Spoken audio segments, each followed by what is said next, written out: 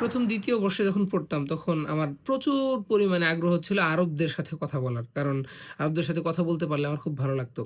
তো একবার একটা জায়গায় আরবের জামাত আসছে। তো ওখানে আরবের একজন শায়েখ বয়ান করতেছিলেন। তো তর্জমা করতেছিল বাংলাদেশের একজন ব্যক্তি। তো ওই শায়েখ কোরআনের আয়াত একটা বললেন, মিনাল মুমিনিনা রিজালুন সাদাকু মা আহাদুল্লাহ আলাইহি ফামিনহুম মান কাযা নাহবাহু ওয়া মিনহুম মান ইয়ানতাযির।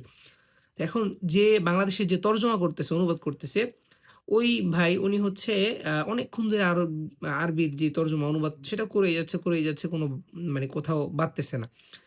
তো হঠাৎ করে যখন এই আয়াতটা ওই শায়েখ বললেন, বলার পরে যখন অনুবাদ করার পালা আসলো, তখন সে ফামিনহুম মান কাযা নাহবাহ এই কথাটার অর্থ আর করতে পারতেছে না।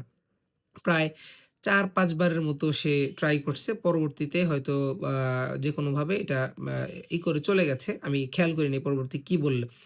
তো এটা হচ্ছে কদা নাহবা, এটা হচ্ছে আরবির উচ্চাঙ্গের একটা তাবির। এটা দ্বারা বোঝানো হয় নাহবুন শব্দের অর্থ হলো আজালুন বা মাউতুন, মৃত্যু। কদা নাহবাহ অর্থ হচ্ছে যে কোনো ব্যক্তি তার যে জীবনটা শেষ করেছে। মৃত্যুবরণ করেছে, শহীদ হয়েছে। কদা নাহবাহ এটা খুব চমৎকার এবং খুব সাহিত্যপূর্ণ একটা তাবির যেটা কোরআনে ব্যবহৃত হয়েছে। ফামিনহুম মান কাযা নাহবাহু ওয়া মিনহুম মান ইয়ানতাযির। তাদের মধ্যে কতক এখনো জীবিত আছে, ইন্তজার করছে, আর কতক মৃত্যুবরণ করেছে, শহীদ হয়েছে।